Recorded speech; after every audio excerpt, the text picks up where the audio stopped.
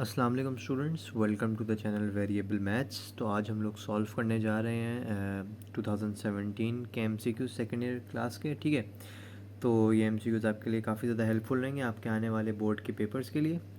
तो let's start. सबसे पहला एमसीक्यूज़ हमारे पास क्या आ रहा है? सबसे पहला एमसीक्यूज़ हमसे कह रहा है कि if F belongs to real number is given by F of x is equal to root X, then F of 16 is equal to what.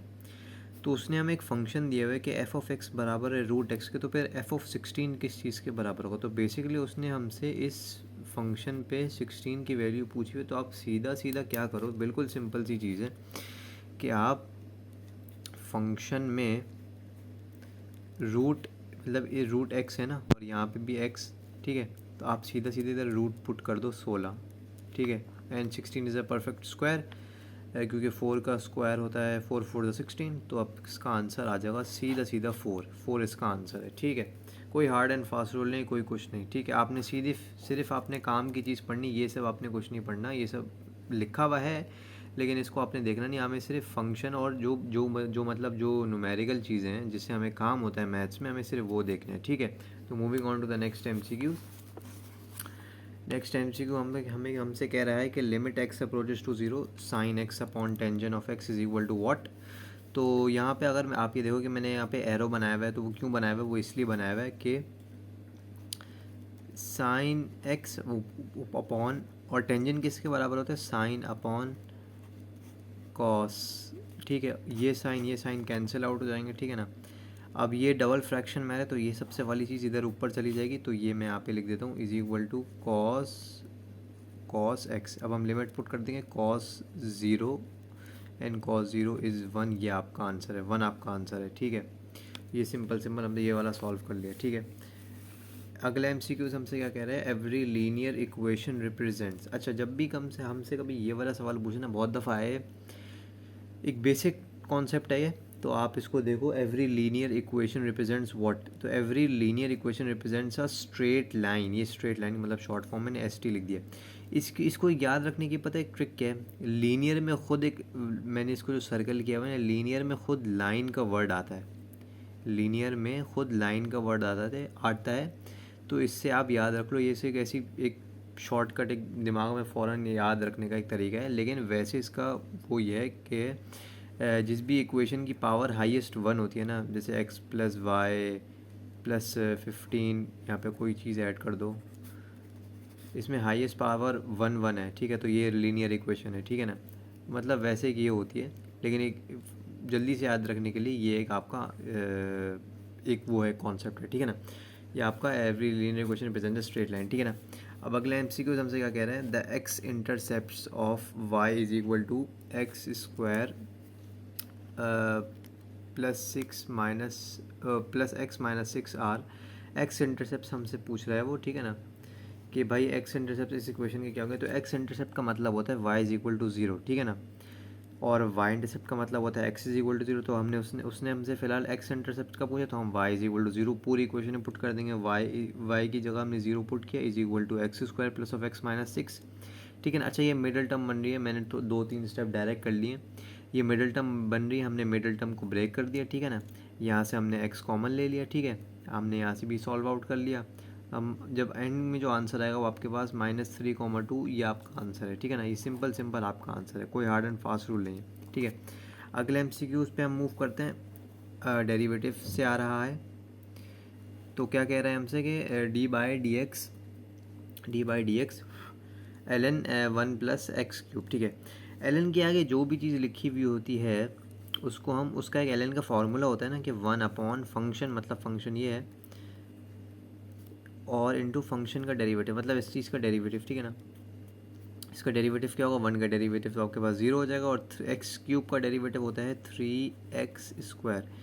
तो is equal to 3x² upon 1 plus x cube, यही आपका answer है। ठीक है ना, दिखा दूँ मैं ज़रा इधर, 3x² upon 1 plus x cube, यही आपका आंसर है। ठीक है ना, अगला एमसीक्यू हमसे क्या कह रहा है?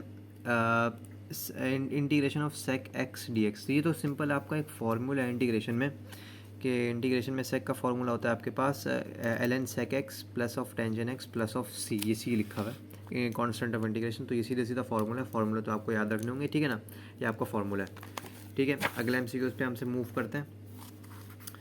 ये आ रहा है हमारे पास इंटीग्रेशन का एक और, ठीक है, कि integration of e to the power of 2x dx, ठीक है ना। सीधा सीधा हमें वो वाली ट्रिक नहीं अप्लाई करनी, वो वाली ट्रिक नहीं कि फंक्शन दिया है उसका डेरिवेटिव बाहर मौजूद है, वो वाली नहीं। यहाँ पे सीधा हमसे नेचुरल नंबर का एक्सपोनेंट का मतलब फार्मूला उधर लगाने का पूछा हुआ है, ठीक है ना।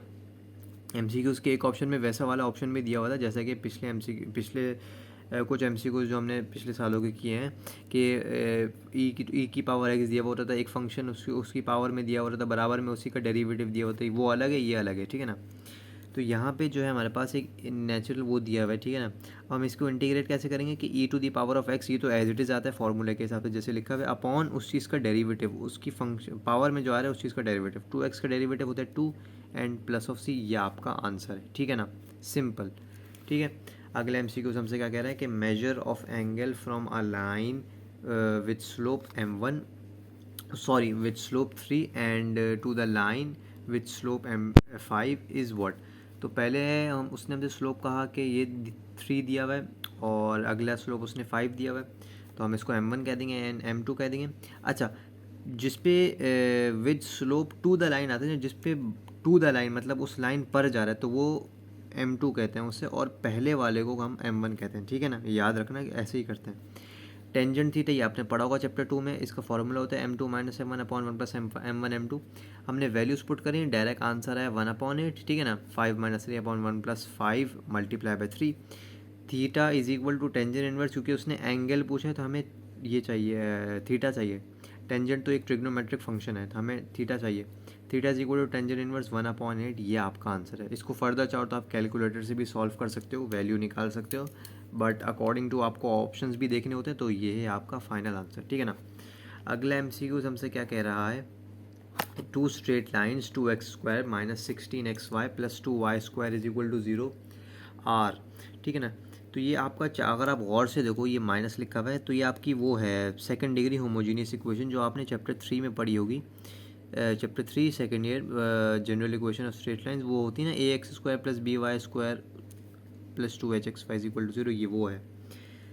मतलब वो पूछ रहे हैं कि भाई ये दो स्ट्रेट लाइन्स कैसी हैं, परपेंडिकुलर हैं, पैरेलल हैं, या फिर किस क्या तरीका है इनका, ठीक है ना, किस नेचर की हैं। तो हमने सबसे पहले इधर इसको इससे कंपेयर करवाई जनरल इक्वेशन से। ए इज इक्वल टू 2 आ गया, एच जो कि ये होता है इज इक्वल टू -8, कैसे, 16 माइनस 16 डिवाइड बाई 2 इज़ -8, 2 8 16 होता है ना, मैं इधर दिखा भी देता हूँ, 2 8 16, ठीक है ना। और बी जो कि 2 है, इधर ये 2 आ गया, ठीक है ना।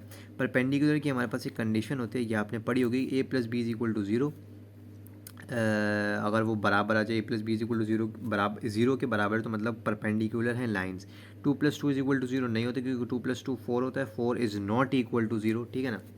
पैरेलल की कंडीशन लगाते हैं हम, ठीक है ना। पैरेलल की क्या कंडीशन होती है कि h² is equal to AB, h का स्क्वायर करो 64 आएगा, मतलब 8 का स्क्वायर, n is equal to 2 multiply by 2, AB को मल्टीप्लाई करेंगे, ठीक है ना, तो इधर 4 आ जाएगा, तो 64 इज़ नॉट इक्वल टू 4, मतलब ये लाइंस परपेंडिकुलर भी नहीं है और आपकी पैरेलल भी नहीं है, नॉर परपेंडिकुलर नॉर पैरेलल, ठीक है ना। तो ये आपका ऑप्शन करेक्ट होगा, ठीक है ना। अगला MCQs, point of concurrency of medians of a triangle is called centroid, ये आपकी बुक की पेज नंबर 58 पे डेफिनेशन लिखी हुई है, तो आप वहाँ से इधर देख लेना, ठीक है ना। सेंट्रॉइड की आपके पास ये डेफिनेशन होती है, ठीक है। Moving on to the next MCQs, integration of a x plus b to the power of n dx if n is not equal to minus of 1 and a is also not equal to 0, then, ठीक है ना, then क्या होगा हमारे पास, ये आपके पास असल में एक फार्मूला है, पेज नंबर आपका 195 पे आपको दिया हुआ होगा आपकी बुक में। जब integration a plus a x plus of b to the power of n dx is equal to a x plus b up to the power of n plus 1 upon a n+1, ठीक है ना। ये formula है, तो आप इसको सीधा सीधा एज इट इज़ याद कर लो। ये सीधा सीधा मैंने आपका as it is formula copy किया है, तो ये फार्मूला है, आपकी बुक के पेज नंबर यहाँ पे लिखा हुआ भी है, ठीक है ना। तो ये इसका आपका आंसर है, ठीक है। Moving on to the next MCQ, radius of circle x² plus y², ये तो आपका जनरल इक्वेशन दी हुई है, ठीक है। उसका रेडियस अब तो याद हो जाना चाहिए, इसका रेडियस आपके पास ये होता है, ये मैंने पहले से ही लिखा हुआ है, ठीक है ना। Length of latus rectum of parabola x square is equal to minus of 28y। अच्छा, ये आपकी और मतलब स्टैंडर्ड इक्वेशन ऑफ दी हुई है पैराबोला की, ठीक है ना, जिसका एक्सिस अलोंग y है, क्योंकि लीनियर है ना, ठीक है ना। तो आपके पास ये होगा, इसको आप कंपेयर करवा दो जनरल फॉर्म से, x square is equal to 4ay, क्योंकि दिख रहा है साफ साफ कि वही फॉर्म बन रही है ना, तो मैंने उसी से करवाया कंपेयर, ठीक है ना। अब आपके पास इधर ये -28 जो है ये बिल्कुल 4a से कंपेयर हो रहा है, ठीक है ना, मॉड 4a से, क्योंकि length of latus rectum mod 4a होती है पैराबोला की, ठीक है ना। Length of latus rectum mod 4a होती है पैराबोला की, ठीक है ना। तो हमने इसको इससे कंपेयर करवा दिया। 4a की जगह हम -28 ले सकते हैं मॉड्यूलस में। मॉड्यूलस का फंक्शन ही यही होता है, मॉड्यूलस करता ही यही है कि अगर उसके अंदर हम माइनस, अगर कोई चीज़ आ भी जाएगी तो वो उसको ऑलवेज पॉजिटिव करके ही बाहर देगा, ठीक है ना। तो इसीलिए आपका आंसर पॉजिटिव का 28 होगा, ठीक है। तो ये आपका आंसर है, ठीक है। Moving on to the next MCQ कि a function f of x is maximum at x is equal to a if, उसने कंडीशन पूछी हुई, इफ़ मतलब नॉर्मली कंडीशन ही पूछ रहे होते, तो कंडीशन आपकी क्या है कि जब फंक्शन का आपका double time derivative less than 0 आ जाए तो आपका ये है इसकी कंडीशन, तो यही आपका आंसर है। कंडीशंस में मैं कुछ कह नहीं सकता ना, ये आपकी सवाल सॉल्व करते हुए आपने पढ़ा होगा, तो ये वही कंडीशन है, ठीक है ना। Equation of directrices of ellipse x square upon a square plus y square upon b square is equal to 1, standard equation of ellipse दी हुई है उसने, ठीक है। तो इसमें इक्वेशन ऑफ डायरेक्ट्रिक्स शायद पिछली 2 दफ़ा भी आया था ये, x square upon a square plus y square upon b square की इक्वेशन ऑफ डायरेक्ट्रिक्स होती है आपके पास x is equal to plus minus a upon e, क्योंकि major axis along x axis है, ठीक है ना। So moving on to the next MCQ, ये आपके पेज नंबर 292 भी आपको लिखा हुआ मिल जाएगा, ठीक है। तो ये आपका नेक्स्ट MCQ है, vertex of parabola x plus 2 का whole square is equal to 4y minus 2, ठीक है। तो इसकी एक शॉर्ट ट्रिक आप ये याद रख लो कि जब भी आपसे वर्टेक्स निकालने का बोले वो, ठीक है ना, वर्टेक्स निकालने का जब भी बोले वो, तो आप सीधा सीधा क्या करो, पैराबोला का वर्टेक्स तो आपको पता होता है कि भाई v is equal to h comma k होता है ना। तो आप सिंपली जो ये टर्म और ये टर्म इन दोनों को लिखो, ठीक है ना। अगर ये पॉजिटिव साइन तो उसको नेगेटिव कर दो, और अगर ये नेगेटिव साइन है तो ये पॉजिटिव कर दो। फॉर एग्जांपल अगर ये नेगेटिव होता तो हम इसको पॉजिटिव कर देते, और अगर ये पॉजिटिव होता तो हम इसको नेगेटिव कर देते, ठीक है। ये सिंपल इसकी शॉर्ट ट्रिक है, कोई भी नंबर हो, 4 हो, 5 हो, 8 हो, 9 हो, 10 हो, 100 हो, जो भी हो, आपको सिंपली साइन ऑपोजिट कर देना, चेंज साइन में लिखा हुआ भी है छोटा सा कि साइन चेंज कर देना, ठीक है ना। Moving on to the next MCQ, if b square is equal to a square e square minus of 1 then conic is, उसने ये पूछा है कि ये आप किन सवालात में यूज़ करते हो और जो मतलब आप सॉल्व करते हो फिर उस कॉनिक क्या कहलाता है, ठीक है ना। ये आपने कंडीशन पढ़ी होगी, जब भी ई स्क्वायर माइनस ऑफ 1 आए तो कॉनिक आपके पास होता है हाइपरबोला। अगर यहाँ पे 1 माइनस ई स्क्वायर आ जाए ना तो यहाँ पे आपके पास एलिप्स होता है, ठीक है। बट इधर e square is equal minus of 1 तो इधर हाइपरबोला है, ठीक है। अगला MCQ क्या कह रहा है हमारे पास कि if a and b are perpendicular then a dot b is equal to what, ये सीधा सीधा डॉट प्रोडक्ट है, ठीक है ना। डॉट प्रोडक्ट का मतलब उसने और परपेंडिकुलर भी बोला हुआ है, तो cos 90 इज इक्वल टू 0, तो 0 ही आपका आंसर है, ठीक है। अगला MCQ क्या कह रहा है हमसे कि if f of x is equal to sine x cos x then F of x is equal to what. ये इवन आउट का वो पूछा हुआ है इसने कि जब भी, अच्छा एक चीज़ याद रखना, ये बहुत काम की है कि जब भी हम साइन के एंगल में नेगेटिव पुट करते हैं ना तो साइन की प्रॉपर्टी थी कि वो नेगेटिव साइन को बाहर फेंक देता है, मतलब अपने अपने ट्रिग्नोमेट्रिक फंक्शन से भी बाहर फेंक देता है। तभी ये देखो मैंने लिखा हुआ इधर, तो ये इधर आपका एज इट इज़ ये इधर लिखा हुआ, तो ऑड है, हमेशा ऑड होगा ये, ठीक है। ये ऑड नोट कर लो। और जब कॉस में हम इसके एंगल में नेगेटिव पुट करेंगे तो वो उस नेगेटिव को खा जाएगा, मतलब पॉजिटिव कर देगा। तभी देखो यहाँ पे इवन है, इवन मतलब पॉजिटिव, ठीक है ना। तो वो उस नेगेटिव को कोई फ़र्क ही नहीं पड़ता, वो पॉजिटिव में कर देता है, ठीक है ना। तो ये है, साइन आपका ऑड होगा और कॉस आपका इवन होगा, ठीक है, ऑलवेज।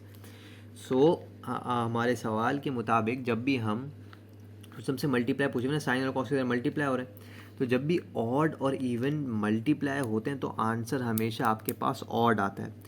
जब भी ऑड और इवन मल्टीप्लाई होते हैं तो आपके पास आंसर हमेशा ऑड आएगा, तो इसका आंसर ऑड होगा, ठीक है। इसका आंसर ऑड है, ठीक है, क्योंकि साइन आपका ऑड, इधर कॉस आपका इवन, मैंने यहाँ पे लिखा odd multiply by even is equal to odd, ठीक है। आपके पास नेक्स्ट MCQs है जो कि लास्ट भी है कि ए डॉट बी क्रॉस सी, ठीक है, तीनों वेक्टर्स हैं, ये किसके बराबर होता है, ठीक है। तो ये आपके पास असल में होता है scalar product of three vectors, ठीक है ना, या फिर आप इसको ये भी कह सकते हो कि dot product of three vectors, ठीक है ना। इसका आंसर होता है वेक्टर ए, इसको ऐसे लिखते हैं, vector a vector b vector c, ठीक है ना। इसका आंसर ये ख्याल रखना कि बीच में कोई डॉट या क्रॉस कुछ भी चीज़ नहीं है, ये एज इट इज़ आपका मतलब ये लिखा हुआ है, तो यही आपका आंसर है। मैंने बिल्कुल सही चीज़ लिखी हुई है, तो आपका यही आपका आंसर है, ठीक है। तो ये रहे आपके सारे एमसीक्यूज़ हो चुके हैं 2017 के। अगर आपको ये वीडियो पसंद आई हो तो प्लीज़ इसको लाइक करें, कमेंट करें, शेयर करें, अपने दोस्तों के साथ शेयर भी करें, और चैनल को सब्सक्राइब करना मत भूलें। बेल आइकन भी प्रेस कर लें ताकि आपको आने वाली हर नई वीडियो आपको रिसीव हो सके। तो अगली वीडियो में आपसे मुलाकात होती है। टिल देन टेक केयर, अल्लाह हाफिज़।